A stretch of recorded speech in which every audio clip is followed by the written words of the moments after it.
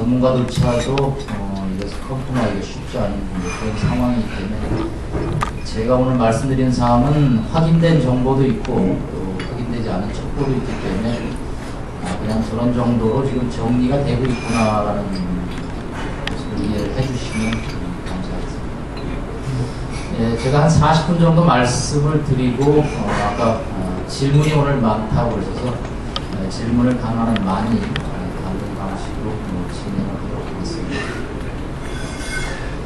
일단 후계 체제 문제를 먼저 말씀드리고 그 다음에 북한의 핵 능력에 대해서 말씀을 드리고 향후 전망을 간략하게 하는 식으로 말씀을 올리도록 하겠습니다. 일단 여러분들이 궁금한 점 중에 하나가 왜 김정은이 사진이 없느냐, 정보기관에서 후계자로 거론된 삼남 김정은의 사진이 없는 데 대해서 굉장히 이제 의문을 제시하고 제가 국회 가서도 얘기할 때 그 문제가 또 거론이 됐습니다. 일단 사진이 없는 이유는 여러 가지 상황이 있습니다. 첫째는 지난 10여 년 동안 두 개의 정부 동안에 대북 정보 수집에서 휴먼 인텔리전스, 인간 정보 활동이 중단되어 있기 때문에 북한 내부에 사람을 시켜서 하는 공작이 사실상 중단되었기 때문에 그런 활동의 중단으로 인해서 접근의 한계를 가져왔다. 그래서 그것이 안 됐다는 질문이 하나 있습니다. 두 번째, 김정은의 사진이 획득이 안 되는 이유 중에 하나는 김정은의 존재에 대해서 북한 내부에서 아직은 서울의 언론 보도와 달리 공식화되지 않은 상황입니다. 즉, 새 아들이 있는 것은 분명한데 그 아들이 공식적인 직함을 가지고 북한 내부에서 활동을 하는 것이 아직 공인되고 있지는 않다는 얘기입니다. 지난 1월 달에 김정일이 그 아들, 둘째 아들 정철과 셋째 아들 정훈을 데리고 군부대를 방문하고 공연을 같이 관람했다는 첩보는 저희가 입수는 하고 있지만 그것이 몇 월 며칠 어디에서 이루어졌는지에 관해서는 북한도 밝히지 않고 있습니다. 즉 후계 체제를 언젠가는 완성해야 되지만 현재로서 그것을 북한 주민들에게 대규모적으로 선전하고 공인하는 것은 아직은 조금 이른 추론이다라는 말씀을 드리고 있습니다. 사실은 어저께 그저께 국정원의 정보위 보고사항 중에서 언론에 나오지 말아야 될 부분들이 조금 나온 부분이 있습니다. 삼남에 대한 후계 체제가 공인이 됐는데 의원들이 그것에 대해 증거가 뭐냐 그랬더니 이제 국정원에서 외교 전문을 통해서 얘기를 했다고 그러는데 그 증거는 정보 수집의 소스가 되기 때문에 그것은 밝히지 말아야 됐어요. 그런데 의원들이 또 언론에다가 얘기를 함으로써 동유럽의 북한 공간에서 난리가 나는 평양 외무성에서 각 대사관을 보낼 때는 비문으로 보내기 때문에 그거는 일반인이 아무리 구해봐도 그 내용을 알 수가 없습니다.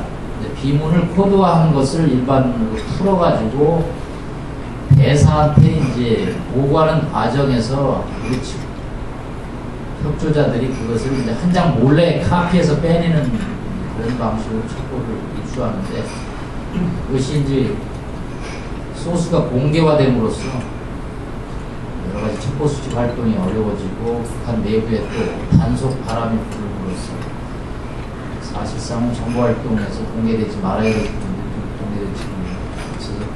사실은 좀 걱정인 상황입니다.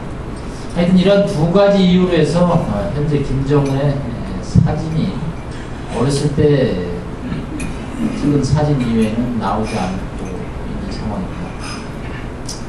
김 위원장 입장에서 볼 때 이 권력의 3대 세습은 과제와 함께 도전을 안겨주고 있습니다. 일단 과제는 2012년까지 1912년에 김일성이 태어나서 100년 되는 해로서 자신들이 주장하는 강성대구 쌀밥에 고깃국 먹고 비단옷 입고 기와집에 사는 강성대국의 비전이 완성되는 시점이 2012년하고 지난 10년 전부터 선전해 왔기 때문에 그 강성대국 건설의 완성을 앞두고 후계 체제에도 서둘러서 완성을 해야 된다는 그런 과제를 안고 있습니다.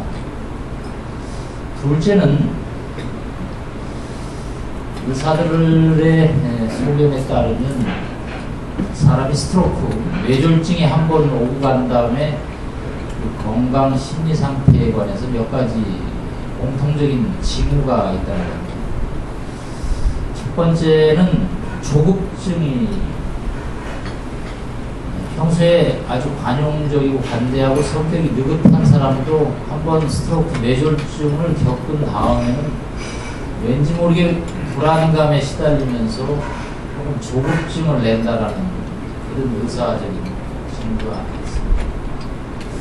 특히 작은 일에도 민감하고 예민하고 불면증이 올 수가 있고 언제 어느 때 내가 쓰러질지 모른다는 제2차 스트로크가 올지 모른다라는 그런 불안감과 강박관념에 시달리는 이 현상이 지금 김정일한테 어느 정도까지 일어나고 있는지에 관해서는 뭐 정확하게 추론을 하기는 쉽지 않다는 상당한 정도의 증세가 있지 않느냐고 여러 가지 정황을 보고 있습니다. 또 하나의 증세는 프랑스의 의사들이 파악하는 정보는 홀로스웨이션이라는 영어 단어가 있지 약간의 환각 증세도 조금 있지 않느냐. 프랑스 의사들이 어느 정도까지 접근하는지에 관해서는 그들이 밝히지 않고 있기 때문에 다만 결과만 저희가 수집한 것을 말씀드리면 약간의 환각 증세도 있지 않느냐. 즉 어느 현상에 대해서 몰입을 해가지고 주변에 다른 것을 파악하지 않는 그런 이제 병적인 증세가 좀 있는 것으로 이런 징후를 저희가 추론하는 이유는 작년 8월 스트로크 이후에 의사결정 과정이 굉장히 급해졌다고 저희가 추론을 하고 있습니다. 저 김정일이라는 사람이 67년에 대학을 졸업해서 당 선전선거부 과장을 시작으로 해서 74년에 후계 체제가 완성되고 20여 년 동안 아버지 뒤에서 그림자 통치를 하는 과정에서 보여줬던 그 통치술이라는 것은 정말로 놀랄만한 것입니다. 하나의 사례를 들어보면 80년에 리동호 사건이라는 것이 있습니다. 작년에 8월 스트로크가 났을 때 이제 몇 분들이 야 쿠데타에 왜 북한에서 쿠데타가 안 나오느냐라고 얘기를 하는데 그거는 리동호 사건이라는 것을 보면 금방 이해가 됩니다. 80년대 말에 김정일이 리동호라고 부수상급 장군이죠. 그리고 몇몇 친북 부하들과 함께 평양 외곽에 꽁 사냥을 갔습니다. 그래서 뭐 꽁을 잡고 번화하게 저녁에 술이 한 잔 취했을 때 리동호가 얘기를 했습니다. 이제 수령께서 옛날 같지 않은데 장군님께서 준비를 하셔야 됐어. 김정일이 그 자리에서 저런 놈들이 앞으로 머리를 들 놈들이다. 그날 이후로 리동호가 보이지 않았다. 그렇게 꽁 사냥을 같이 갈 정도의 충복이고 신복이었는데 머리를 든다는 조짐이 보이자마자 바로 수청으로 들어가는 것이 김정일의 가혹함과 통치에 있어서의 아주 보통 사람이 갖지 않은 측면을 좀 갖고 있습니다. 그 시간 변수를 굉장히 잘 컨트롤하는 특성이 있습니다. 그래서 북핵 문제를 다루는 과정에서도 굉장히 시간과의 싸움을 했는데 작년 8월 이후에는 시간이 우리 편이 아니라는 판단을 하고 있지 않나 생각을 합니다. 특히 인사에 있어서 굉장히 빠른 인사 결제 방식을 보이고 있고 인적 쇄신에 있어서 상당한 정도의 속도를 냈습니다.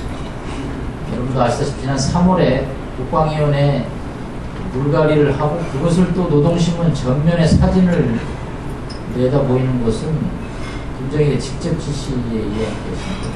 과거에는 찾아보기 어려운 용인수였습니다.